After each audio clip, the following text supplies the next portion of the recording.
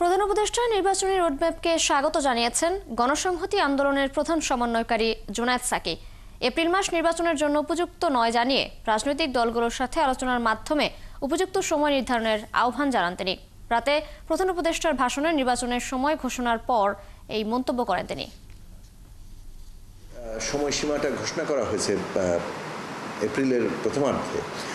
এই সময়সীমাটা কতটা বাস্তবসম্মত সেই প্রশ্ন কিন্তু উঠেছে, কারণ আপনারা জানেন যে রমজান মাস শেষে 20 মার্চ অ্যারাউন্ড আগামী বছরে রোজার ঈদ হবে এবং তারপরে পাবলিক পরীক্ষা আছে। ওই সময় যে আবহাওয়া, সব কিছু মিলিয়ে এই পুরো নির্বাচনী তৎপরতাটা এইরকম একটি সময়ের মধ্যে এটা আসলে কতটা বাস্তবসম্মত হবে সেই প্রশ্নটা উঠেছে।